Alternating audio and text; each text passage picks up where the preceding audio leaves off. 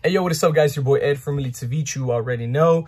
And I finally got my first national invite. I will be going to Chicago. I played Tri-Brigade DPE. Come check out the deck profile.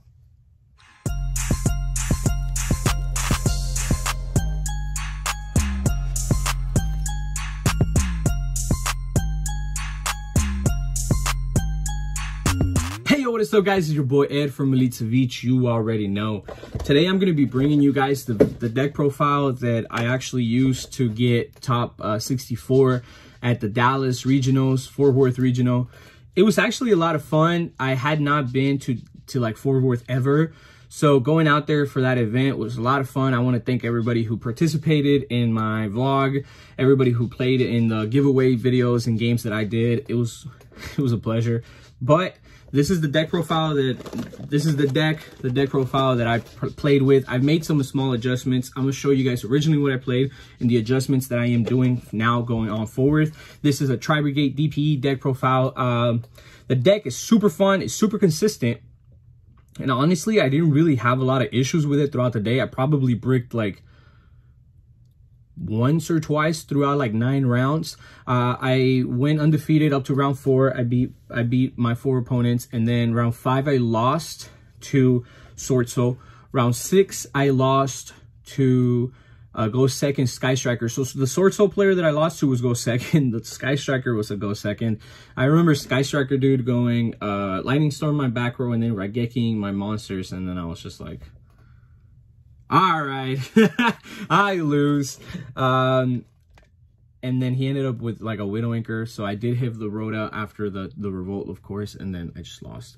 What else did I have? Round 7, so 5, 6, and 7. I played against a Salad deck, and that guy also ran me. I'm pretty sure that all of the opponents that I lost to, 5, 6, and 7, I'm pretty sure all of those guys got top 32. So it was good that I didn't lose to somebody who just scrubbed out. But the goal was to get top 64 so I can get my invite, and I got my invite. So now we're going to Chicago. Guys, I'm so excited I get to go to Chicago. Like, I'm really looking forward to that. And yeah, I guess I get to see you guys in Chicago, but let's go ahead and get into this deck. Before we continue with this video, make sure you guys check out my new sponsor, Dank Ritual Playmats. They have amazingly beautiful, high quality 2-player cloth mats, which come in various colors. You guys can also get 10% off with coupon code Ceviche10. Make sure you guys check them out. All right, guys, so we're going to go ahead and get started with the deck profile. These are the cards that I play, and then I'm going to go ahead and start talking about them. So I have been playing, of course, you have to play the 3 Rescue Cats. This version, this artwork of the cat is just the superior version. If you're not playing this version of the cat, you're not playing the deck correctly. Let's see, can I move it? There you go. Cool. So 3 cat. Let's go ahead and continue. The best Tri-Brigade monster after Karas, of course, Fractal. Fractal is just such a good monster.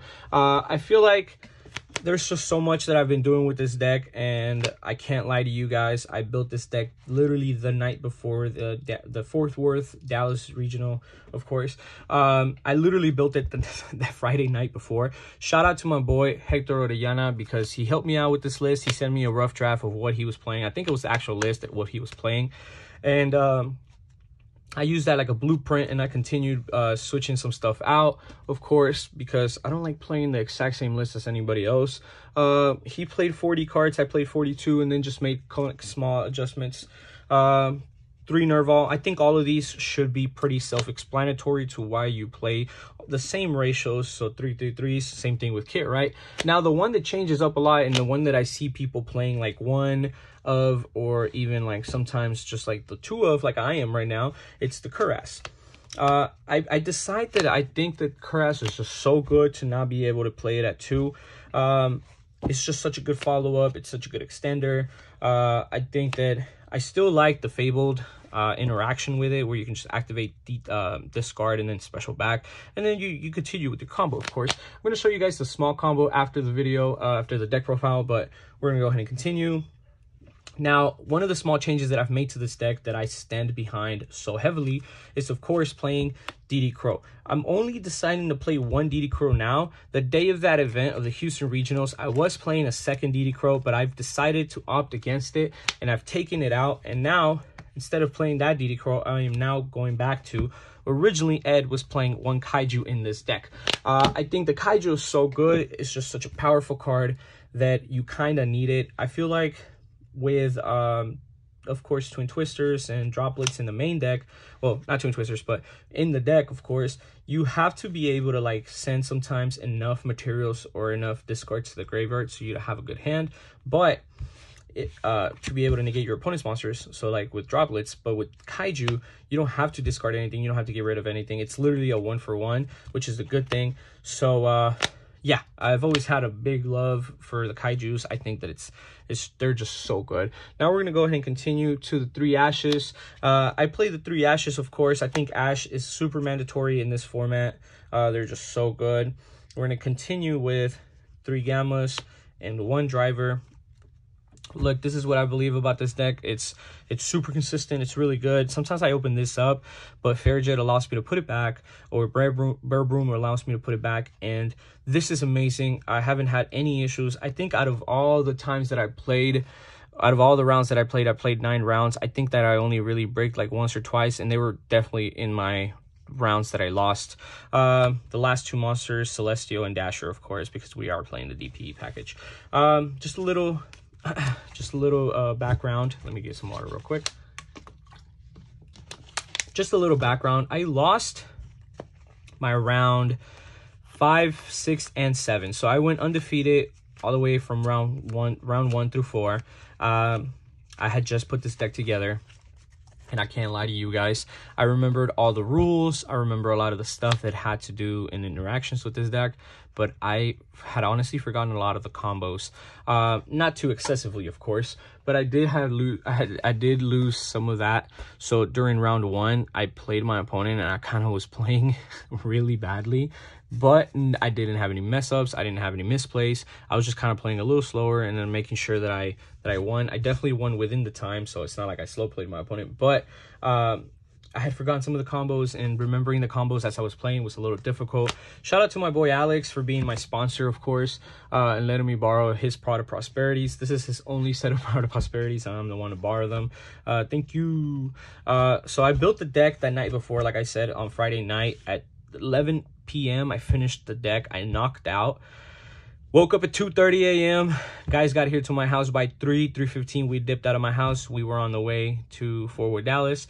It was a 5-hour drive. We made it almost like 10 minutes before 8, so it was like 7:50 by the time we all got there. Tanky coming back to 2 is so good, so amazing. It literally boosted up the deck so much. It's one of the reasons why I actually decided to replay the deck again. Double Fusion Destiny, of course. Fusion Destiny being literally one of my favorite cards in this whole deck. It's actually unnecessary sometimes. I've decided to make sure that like sometimes I have full combo in my hand and then leave this for follow-up. It's not mandatory for you to make it. So I'm gonna show you guys some of the stuff that I played from my extra deck, and then you guys can see why, and then I'm gonna show you guys the combo, right? Double Droplet, double Crossout. That's the only reason why I'm playing double Droplet, because this is a go first deck, and I think that having it as follow-up is good, but then having this so you don't get dropletted on your turn is even better. I believe in the 2/2/2s a lot, as you guys can see. I wish one of the 2/2/2s was a call by, because if there was 2 call buys, it'd be disgusting. Foolish Burial. One of the things about it is that I plused really hard off of this one time. What was it? Okay, it was this and this. So I activate Foolish Burial. My opponent allows it. I chain Droplet. I send a Nerval from my hand. My opponent allows it. I negated his monster. I proceed to then send a kit and then activate the Nerval that I just discarded off of the Droplet. So I go Nerval 1, kit 2. He had an Ash in hand. He couldn't do anything about it anymore. It was funny because after that one game, because I think that was when I 2-0'd him, that one game is where he showed me what had happened and what was going down. But Revolt and then double Imperm, like I told you guys, 2/2s are too disgusting. I've made a couple of adjustments to this deck this is the reason why I'm so happy.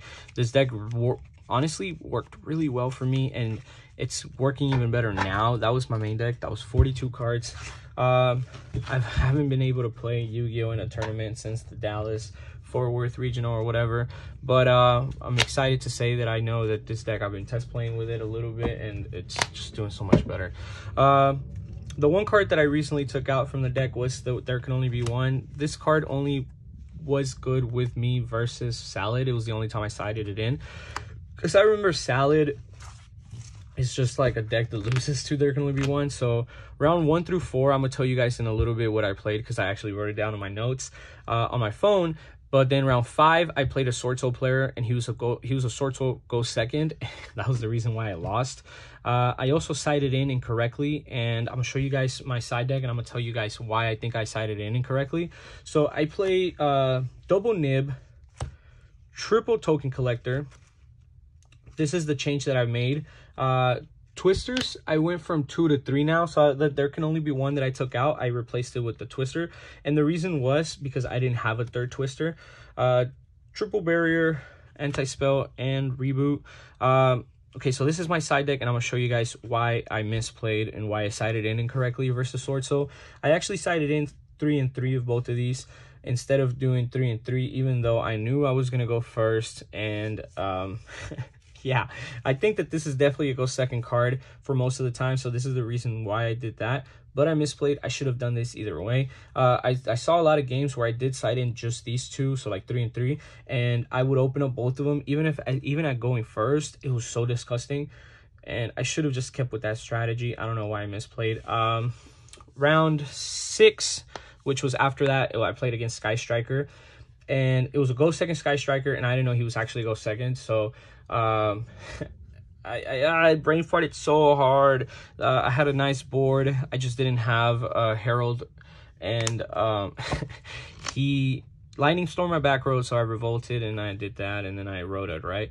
But then he Raigeki to my monsters, and I was just like, well, I started really panicking, because then by the end of his turn he had a Widow Anchor in hand, and there was just nothing that I could do about it. That was my main deck though. We're gonna go ahead and continue to that was side deck, I'm sorry. We're gonna go ahead and continue to the extra deck. I made 2 changes to the extra deck, and these are the 2 changes that I made. I believed that I could have made this and then had some profit off of it, but that was not the case. It didn't work out for me. I didn't really like it. I honestly never resolved it. Just the ability to know that I had it there was good, but it was just a card that I always Pot of Prosperity away, and it didn't matter. This card I kept a lot, but then I also Pot of Prosperity a lot as well. But I think that if I want to have a link 1 for my Nerval, this is definitely the best choice. So I switched out, and these are the cards that I switched out for. So first of all, I switched out my Charmer for my Anima, and then realizing that I only needed 1 level link 1, I switched out this one instead. So that's how I realized that I needed to take out both of these. So Charmer went for this, and then realizing that I already had 2, I was like, okay, this one's out the way too. So I did this, and then I kept my Almirage. So the stuff that I already played were, of course, everything else, but what I switched out, okay, was this for this. This is, I think that playing the 3rd Omen was really important, or playing the 3rd Omen will be really important, because I only played 2. So now I'm going to be playing both of these instead of both of these, and this is too good. So now let's go ahead and run. Now that you guys know my changes, let's go ahead and run through the whole extra deck. 1 Herald, 1 Omega, that 1 Anima, the 1 Almirage, Appaloosa, and Axis Kotaku, of course. These are all the Beast Warrior, Wing Beast monsters, of course. I do want to play a Doom Eagle, but I think that it's kind of unnecessary at this point, and this is more than perfectly fine. Of course, you also play your DPE. Let me see if I can move that just a little bit so you guys can see everything all at once. I did play the 1 DPE, and the 1 DPE just came in clutch. Omega was actually made a lot, and I am talking about a lot. And I just ripped out cards out of my opponent's hands all the time. Double Dragon Lords, Bear Broom, double Fair Jet, then the Silverback, and then you of course have Triple Omen. Like I said, 1 and 1 were the 2 replacements for these. this for this and this for this. Doom Eagle would be a nice installment, but I kind of like this better because no matter what, this can be used as a link fodder, or it can be used as a fodder for your double Dragon Lord, send it to the grave, and then search. But yeah, I really like this deck. I think it's a lot of fun. I saw Hector the other day, and he was all like, gas? And I was like, gas, bro, gas. I saw him at the event, and all I was able to say when I seen him was gas, because the deck is so good. And then these are my tokens, of course. Let me see. I don't know why I have that, but these are my 2 tokens. Let me know what you guys think about the deck. I think the deck is a lot of fun. It's really, really good. It's super consistent. I've actually never had an issue with it. I think I bricked twice, and I've definitely bricked against my opponents, which I lost to. But my opponents who I lost to were the people who actually ended up topping. I'm gonna go ahead and grab my iPad, because it's where I have my list and who I played against and how I lost to and who I lost to. So give me 1 second for that. Awesome. So we're going to go ahead into a small combo real quick, and I'm going to show you guys what you need. You don't really need much. It's only a couple little things that you might need. So let's go ahead and get straight into it. Cool. So it's literally a 2-card combo here, and any one of the Tri-Brigade monsters, of course. Normally I would say, like, if you open up this and this, it's even perfect, more amazing, but this could literally be any of those. It doesn't even matter. But let's go ahead and get started off. Let's just say we started off with this. You normal. You use the effect. You special summon the next 2. And this is where you end up. You link these into a Farragut. Summon out your Farragut. Let's see, right there. Cool. After that, you use the effect of Kit in the graveyard. And you foolish Nerval. After you foolish Nerval, you search. If you don't have this, this is where you would search whatever you need. I would always go with something different. So because you've already used the Kit, you don't necessarily need to search a Kit. I would kind of use a Fractal, so then you can have a different name in the graveyard. So then I would search Fractal. So if you don't have a Caress in hand, search something different. But if you already have Caress, if you have Caress, search something different. If you don't, if you have this, search Caress. There you go. Cool. Here you would go Farragut effect, you special summon Fractal, and then you go Fractal's effect to banish 4. When you summon out 4, you go with your first Omen, of course, and then you go link your Omen and your Caress, and you make your Bear Broom. Once you do that, you go Omen's effect. Omen will allow you to search up to the level 4, so you can search up anything. So yet again, if you don't have whatever you need, this is normally the time where you search up a Fabled, of course. This is what's in your hand. You go Caress effect, you discard your Fabled, you activate your Fabled in the graveyard, you special summon out your Fabled. This is where we're at. I hope everybody's chilling so far. Caress effect, you banish the other 2 from the graveyard, you summon out your double Dragon Lords. This is where we're at. You synchro here. You do this, and then you do this, and you go Appaloosa for 2, and you can add the trap and fix your hand. So let's say, I know this is the trap, so let's say you have 3 random cards in hand and you need to put 1 back. You end up putting 1 back at the bottom, and then the other one you assure that you have the trap and you put the other one back. So whatever the situation is, this is good to help your hand, fix your hand, do whatever you need to do to ensure that you win the game. This is a really good enough board. I've opened up hands where I still have the Fusion Destiny in hand, and I'll kind of keep it. But if it's a hand trap or anything like that, I would put back the Fusion Destiny in hand, because don't forget that you would end up, that was a 2-card combo, you end up with 3 cards in hand, and one of them for sure being your Revolt, right? So if one of them is a Fusion, the other one has to be a hand trap. Gamma, driver, stuff like that, you put back because you have this, and yeah. This is the full combo. I hope you guys enjoyed. Thank you, guys. Okay, so we're going to go over my matches and my rounds really quick so you guys can get an idea of who I played and what I played, right? So let me open up my notes. Okay, so round 1, I played against a Sword Soul player. We went to game 3. I got that game. Round 2, I played against a Phantom Knights Brave player. We went to game 3 as well. I got that game. Round 3, I played Virtual World Brave. Won the game in game 2. Round 4, I played against my buddy Bran. and I won that game in game 2 to him. This is when I started losing. So round 5, I played against Go Second Sword Soul match. One of the guys here from Houston, his name is Cody, and I lost to him in game 2, no doubt. Round 6, I played against Sky Striker, and they were also a Go Second deck, and I lost to them in game 2. Round, 7, I played against Salads, and we went to game 3. It was a really close match, but he got me. Round 8, I played against the Exo Sisters player, and I 2-0'd him.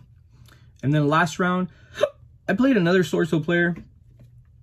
I didn't play any Despia Braves or anything. I just played like mostly Sword Soul and then just a bunch of like rogue stuff too, you know, because like Phantom Knights, Drytrons, well, Drytrons now are gonna be tops. Sky Striker kind of rogue. Salad now doing well. Exo Sisters, of course. But yeah, those were my matches.